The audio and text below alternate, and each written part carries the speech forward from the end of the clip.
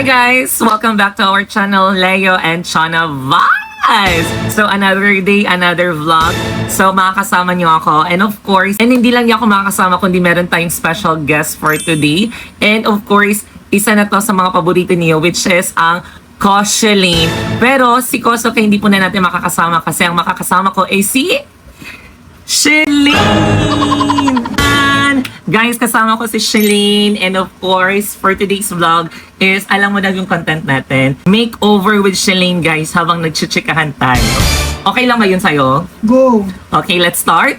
Tara! Ano? Tara? So ngayon guys, first is primer.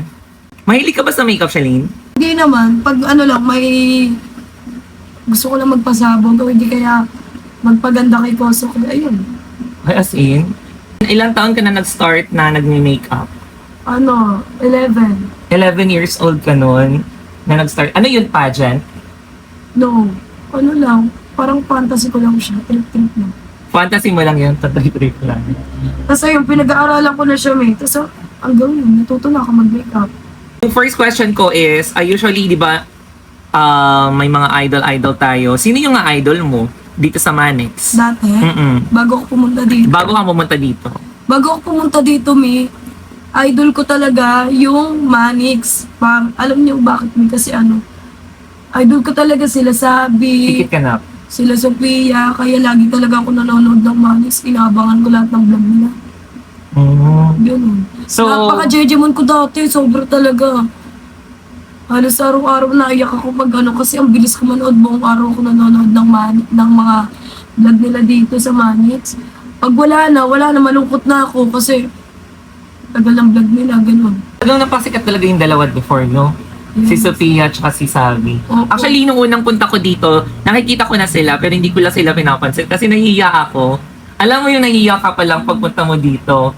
Pero habang nagtumatagal ka dito sa nagsistay sa Manix House, parang komportable ka na sa kanila. Yung alam mo na yung family mo. Parang sa akin dati, may di ba dati, yung unang punta ko dito na ano pa ako. Pero yung tumagal, ayun na, naging close ko na lahat ng tao dito. Actually, ako din same tayo. Pati mga ano, kusinera, gano'n. Naging close ko. Kasinera. Mga Tagalog, yung mga nagluluto. So may nagtatanong, ano daw yung real name mo talaga? Real name ko, Shelenia. Shelin. Taga saan ka? Ano, taga Bacoor, Cavite. Hanapin nyo na lang kung saan. Bacoor. Alam nyo ba guys, lumaki talaga ako dyan sa Bacoor, Cavite. Saan ka lumaki? Sa Bacoor. Saan ka pinanganak? Saan ka pinanganak? Pinanganak ka? Saan? Pinanganak ako sa may ano, Leyte, sa probinsya namin. Pero yung parang 3 years old na ako nun. Bata pa ako nun, lumipat na kami dun sa may ano, sa may Bacoor kasi nga, alam mo yung bagyong Yolanda mo? Yung time na yung bagyong Yolanda. Kasi naano ko na rin kasi kami doon sa Leyte. Tapos ayun, nasira yung bahay namin dun. Kaya ayun, lumipat kami dito sa ano, Bacoor. Ilang taon ka noon nang lumipat kayo sa Bacoor? 3 years old, grabe, may alam mo ba? Kasi ano, syempre, nasa lanta kami ng bagyo nun. Grabe yung bagyong Yolanda nun. Kahit bata pa ako, naalala ko pa nun. Kasi muntik na ako malunod nun eh. As in? Umi- Hanggang saan yung tubig doon na experience mo Sa na? akin kasi hanggang dito na yun eh. Kasi bata pa ako nun. Talaga? Tapos alam mo ba, kasi yung bahay kasi namin maraming puno siya ng ano, basta marami siyang puno ng buko, ayun. Alam mo, mamilat yung tumba. Tapos ano yun eh, kung dun sa may, eto na lang kung maniniwala sila hindi. Sabi kasi ng lolo ko noon, tsaka ng lola ko, yung CR namin, parang may nakatira doon. Alam mo ba, Mi, ito yung nakakamangha nun yung bagyong Yolanda. So, sobrang daming namatay sa pamilya namin noon, walang na ano. Tapos buong bahay namin sira. Ang hindi lang nasira, yung CR namin. Pinagsiksikan namin lahat, doon kami lahat sa CR. Totoo yun ha. As in? Tapos ang ano doon din, feel ko rin kaya rin kami naligtas kasi yung bata ko nun maka-Diyos talaga ako eh. Ang una kong kinuha nun yung santo, yung Nazareno. Hanggang ngayon yung Nazareno na yun, nasa amin pa rin yun, kinikip pa rin namin yun. Ay, as in, ayun talaga yung unang pagbangon namin kasi madaling araw. Ay, umaga yun. Oo. Umagang ginising agad kami nun kasi sobrang lakas talaga ng bagyo. Yung mga puno dun, tumba-tumba na ayun agad yung kinuha. Ano, naisip kong una agad kunin. Imbis yung mga gamit ko, ayun agad. Kaya feel ko kaya rin, naprotektahan din kami ng that time. Siguro, ganun siguro. Experience mo pala yung mga bagyo-bagyo, no? Ay, sobrang hirap kayo ng pinagdaanan ko dati. Pero, pag sigad yung gumalaw, grabe. Iba. Actually, ang daming artista na tumulong dun sa bagyong Yolanda. Opo, ang dami. Tapos after nun, saan kayo nag-stay? Sa doon na nga sa Bacoor, ang alam mo pa mahirap nun, nasa lantangan kami, wala na yung mga gamit namin. Alam mo ba, pumunta kami dyan sa may ang gamit namin, unti lang. Ilang nung gamit niyo? Wala unti lang talaga kasi mga damit lang, wala nga kami dalang mga nun eh. Kasi yung bahay namin doon, hindi na talaga magagamit. Yung mga kapitbahay, wala na. Ang daming patay nun, may dadaan ka sa may Actually, may meron nung libreng ba yun? Aeroplano para sa mga nasalanta. Oo. Tapos pumunta kami sa Maynila. Wala na, ayun na, simula na. Ang hirap namin nun, may kasi nasalanta kami ng bagyo, wala kami nun. Tapos lahat ng gamit namin, wala. Pero ayun, nagsipag lang sila mama. Kasi ayun, nagsimula ulit. Paano kayo nagsimula? Di nawalan ng, nagtrabaho sila mama. Kami, natulong kami kung anong diskarte. Anong work ng mama mo? Yung una kasi, housekeeping ang unang naging trabaho ni mama. Hanggang ngayon, simula yung salanta kami noon, pagdating namin dito, nagtatrabaho si mama ng housekeeping. Hanggang ngayon, ayun, dun pa rin siya nagtatrabaho. Ilan kayong magkakapatid? Actually, kaming magkakapatid, tatlo. Tatlo kayo. Tatlo kami magkakapatid. Yung ate ko, ayun si Sholane, yung bida-bida. Tapos meron pa ako isang kapatid, bunso, si Johan. Puro kami baba. Puro kayo babae? Puro kami babae. Wala kayong lalaki? Kami lalaki. Gagawa sana ulit sila. Yung bunso, ginawa. Akala nila lalaki na. Na-trauma na. Baka mamaya babae na naman. Pasakit lang. Ngayon pa nga lang malalaki na kami, nag-aaway-aaway kami, halos magpataya na kami. E paano pag nagkaroon pa ng isa? Tapos babae pa, lagot. Puksaan kami everyday. Kakampi ko yung bunso, si Sholane hindi. Napakabida-bina ng tao na yun, hindi maintindihan yung ugali na. Ay, hindi kayo magkasundo ni Sholane? Hindi magkasundo niya. Kakasundo kami minsan. Pero as nagpapatayan kami lagi. Ni Sholane? Sino yung mas matanda sa inyo? Siya, panganay siya, ako pangalawa. Ah, okay. Paano yan? From Leyte to Bulacan? Ay, tama ba? Bacoor. Tapos, saan kayo nag-aaral ka pa noon nandun ka sa Leyte? Hindi. Si ate pa lang yung nag-aaral nun. Kinder na yung ate ko. Ah, si Sholane. Tapos yung lumipat na kami sa Bacoor. Siguro yung 6 ako. Ayun. 6 years old ka. Kasi alam mo ba, paulit-ulit ako nun. Hindi pala. 2 beses lang. Yung pandemic, ang hirap ng buhay ng pandemic. Yung pandemic talaga modular kasi yun. Tinatamad na ako nun. Actually, ako din. Tinatamad Pero ako. nag-work na ako dun sa pandemic ng time na yun. Tinatamad na ako gumawa ng module ko noon. Ang ginawa nun ni Papa, hindi kami nagawa ng module. Ang ginawa niya, pinunit. Sige. May dalong palo. Yun yung gumawa Tapos, Yun wala rin. Kaya ngayon. Pero ngayon naman, hindi na ako nag-ngunit. pero nakita ko yung post mo ha. Proud ako sa'yo doon. Alin mo? Kasi yung post mo yung yung naka-medal. Ay, yung with honor ka ba nun? May mga medal. May mahilig kasi ako sumali ng mga contest. Kalimutan ko na kasi anong tawag doon eh. Ang dami kasi sinaliyo ko dati, mi. Anong pala ako sumali ng mga contest, mi, kasi gusto ko proud sa akin yung magulang ko eh. Kasi masaya si mama. So sa pa yun? Sa Leyte pa yun? Or sa na yun? Sa Bacoor na yun? Sa Bacoor na yun eh. Okay. Ilang taon na ako nun eh. 14. 14 years old ka nun. Tapos alam mo ba, mi, simula nung ko, dati wala talaga akong pakialam sa pag-aaral ko eh. Kasi nga, nakita ko yung grade ko, bagsak na naman. Pero wala akong pakialam kasi sabi ko, okay lang yan. Tapos yung parang, yung medyo nagka-edad na ako, parang sabi ko, nagkakaaway yung mga classmate ko. Tapos parang na-realize ko, parang ang sarap siguro sa, ano kaya feeling ng ano, may award, ganun. Mm-mm. Tapos yung next ano, ayun na, ginalingan ko, nakasali ako ng ano, yung quiz bee, ganyan, may hindi ako mag-quiz bee. Yung grade 5 ako. Ayun, lagi ko na ginagalingan. Pero hindi mawawala sa akin yung pagkasipsip ko talaga sa mga teacher ko. Siyempre, shoutout dyan kay Ma'am Jinky. Ma'am, alam mo yan kung gano'ng kasipsip sa'yo.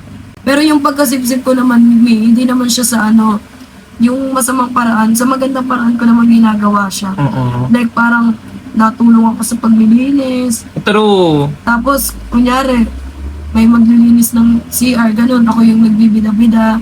Ako yung naglilinis ng CR, ganun. Kung ano yung may tutulong ko sa teacher ko, ginagawa ko. Sobrang dami ko talagang teacher na nasipsipan. Alam na nila nandito ka. Oo, min. Yung teacher ko, binong ano, yung grade 7, tuwan-tuwa siya, min. Ayun yung teacher ko, yung ano, doon din ako sa kanya, yung dami kong sinasali yung ano eh, contest, yung advisor ko siya. Showa nga ako nun, mi, kasi panay ano, contest. Parang hindi na ako nakakapag-focus nun sa... hindi nakakapag-focus naman. Saan? Yung content. Yung grade 7 ako, mi. Kasi sali ako ng sali. Nasali ako, mi, ng ano, yung ano, Yung... sumali ako nun sa ano, sayaw. Sa wellness. Yung wellness ako nun, mi, may bayad yun, yung 2K. Yun, halos araw-araw practice, wala na, di na ako nakakapasok, excuse na ako. Ayun yung gustong-gusto ko, lagi ako na-excuse eh. Ako din. Tuwing Ay, naku, may yan activity, very active ako sa school, yung mga activity doon, sumasali ako para if merong mga quiz, excuse lahat. Naniniwala ka ba, Mi, yung grade 7 ako, sumali ako nun sa, may intrams kasi sa amin nun. Sumali ako taekwondo. Try out din ako volleyball.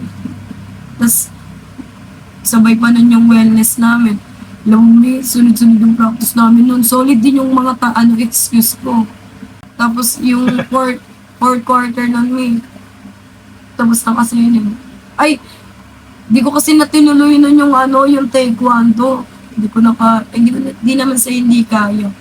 Parang nawala kasi ako nun sa kasi nga, kasali ako nun sa wellness. Mm-mm. Eh, araw-araw practice namin nun. Parang nawala na ako ng time din sa may taekwondo. Sinalihan ko naman track and field. Pagkatapos ng wellness, track and field ako naman. Pala sports ka pala? Kasi gusto ko ma-try yung mga ganun. Kung di ko man siya naranasan dati. Ngayon, at least naranasan ko. Sobrang dami kong sport na sinasalihan, yung mga contest na mga quiz bee, ganyan. Yung tula, mga ganyan, spoken poetry, ganyan lahat yan, nasalihan ko na. Sa spoken poetry, may lagi ako panalo dyan. Ang galing ko kasi mag-spoken poetry.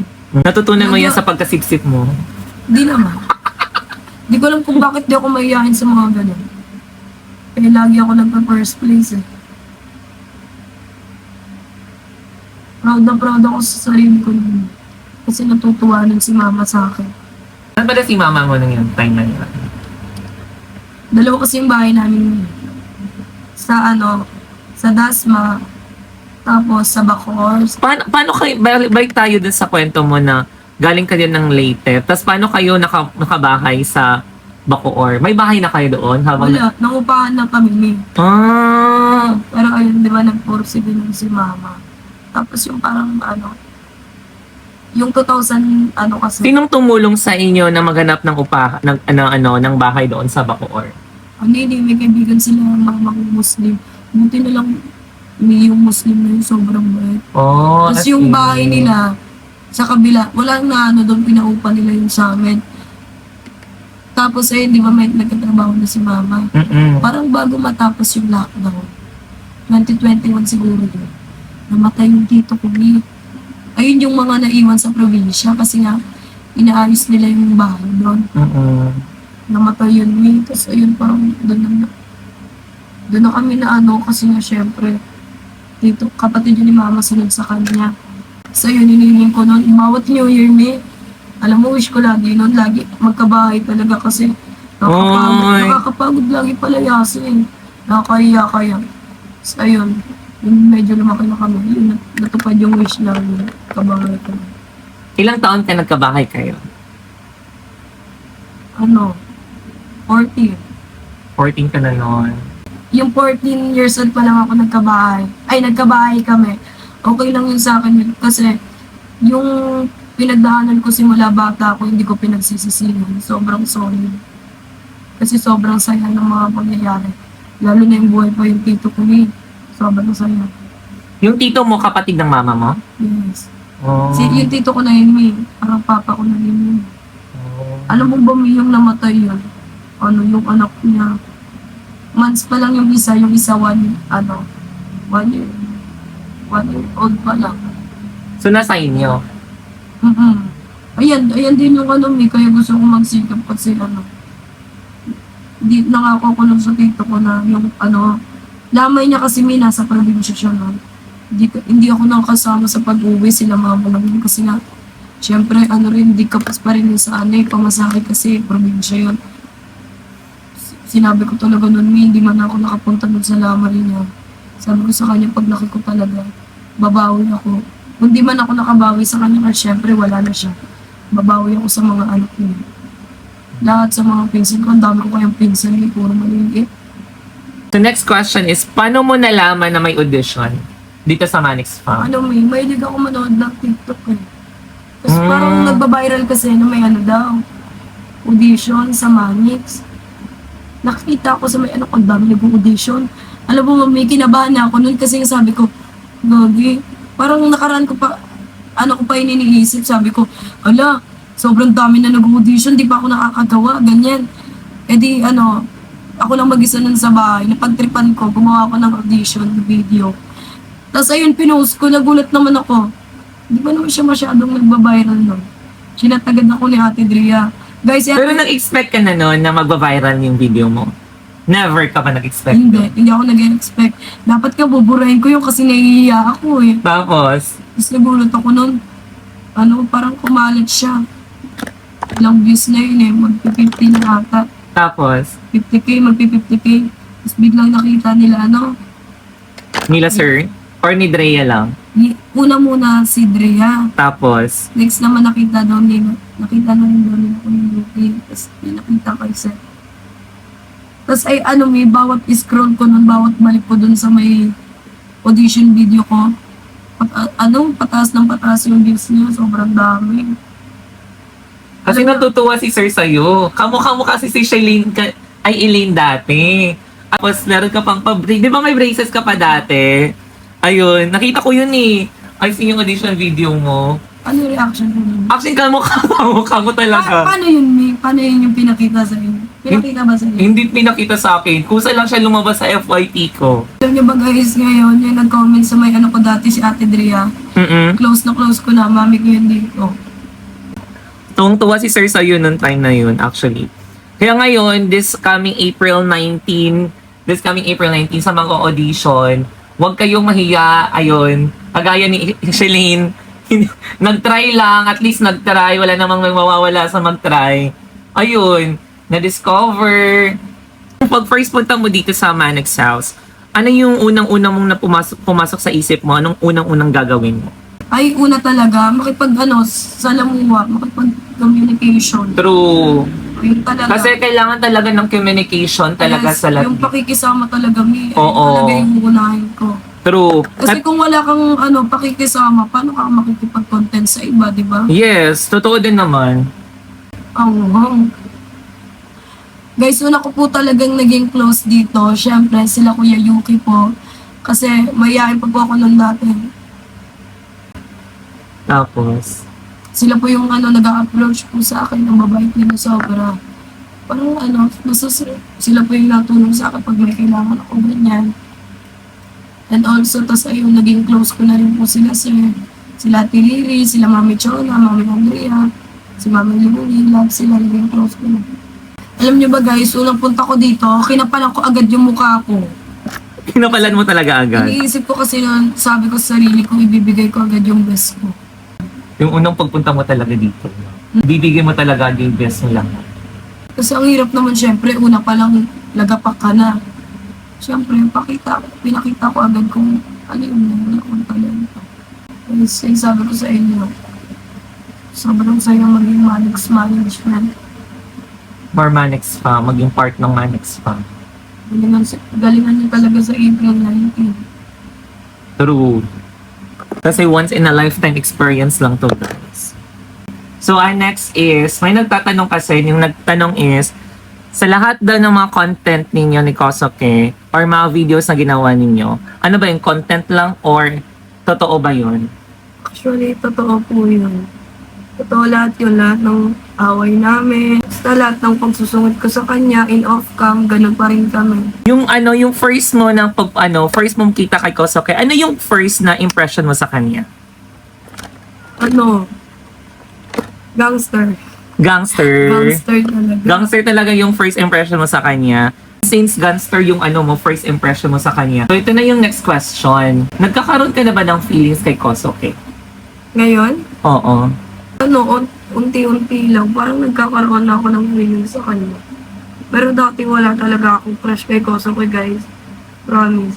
Yun, kaya parang ayoko talaga sa kanya nun kasi pag, akala ko talaga gangsta si Kosoke. Gusto ko yung soft boy lang, Soft boy. malambing, May takot sa Diyos? ganun.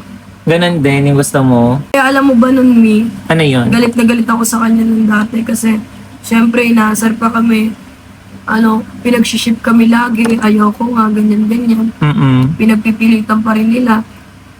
Kaya ayun talaga yung ayoko sa kanya, kahit sabihin nila na mas pogi naman si Kosoke, sige, ganyan.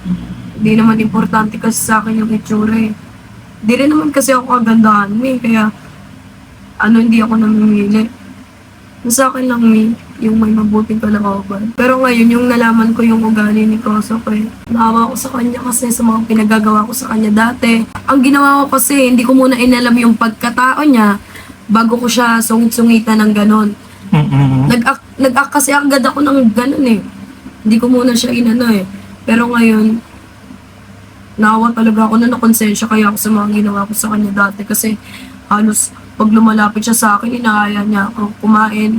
Lagi ko siya sinisigawan. Feel ko napapahiya na nga yun sa mga tropa niya dati.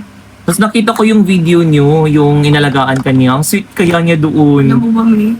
Doon ko lang nalaman na kaya pala ganun siya pag sa maraming tao, ganyan pag may mga kasama kasi ganun lang daw talaga siya, nahihiyaraw ka siya, Mi. Raw kasi, Mi, parang mahihiyain siya. Siguro, alam mo lang may pagka-soft boy siguro siya. Pero ayaw niya lang ipakita yun sa maraming tao. Siguro natakot siya, baka saan siya ng mga kaibigan niya. Sobrang appreciate ko talaga yung yung effort ni Kosoke nun. Kasi akala ko wala siyang pakinom sa akin. Umiiyak na nga ako nun, Mi, kasi nga sabi ko, ano ba naman to si Kosoke? Kasi ang taas ng lagnat mo nung yung time na Sobrang yun. taas ng lagnat ko nun, Mi, kasi nahihilo na nga ako nun eh. Lumipat ako nun dito, Mi, nasa Maynos ako nung tulog. Parang nasusuka na ako. Hindi ko na kaya kasi hindi ko nakatulog lang ako doon. Kaya lumipat ako dito kasi gusto ko sa kung saan ako nakahiga kasi hindi tulog ako doon. Komportable? Hindi ako komportable, May. Lumipat ako dito, nagulat ako. Kasi nandun kami sa may ng daming tao, sinisigaw-sigawan niya ako. At nagulat din ako. Kasi di ba, May, parang wala siya pakialam sa akin. Oo. Parang gangsta talaga yung galawan niya nun. Nagulat ako yung pagpunta dito, may dala siyang pagkain. Lugaw. Gamot. Paggamot. Sweet yun na nga doon eh. Ang sweet niya tignan doon sa video na yun. Gulat ako sa kanya nung hindi ko ina-expect na may ganun pala siyang ugali. So ayun, nagustuhan mo ba yung makeup ko? Siyempre naman. Sobrang ganda. Oh my gosh. Ayun guys.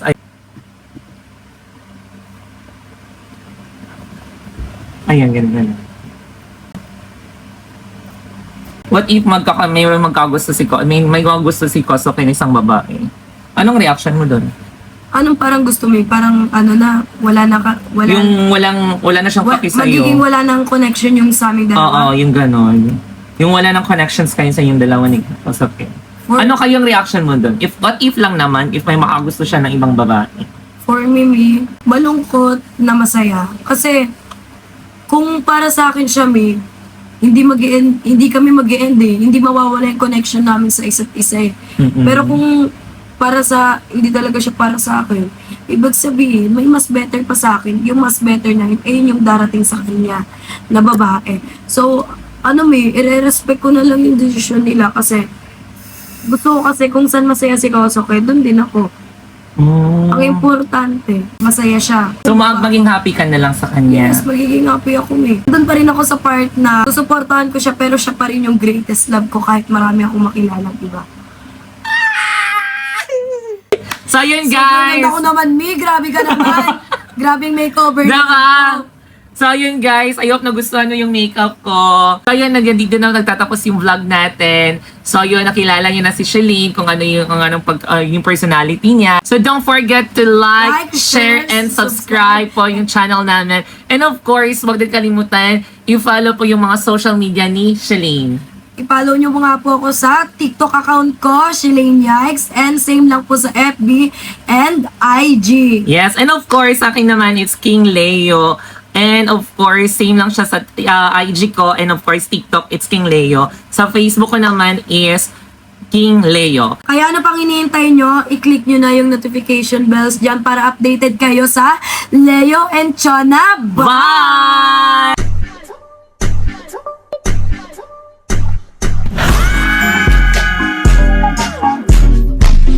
Leo.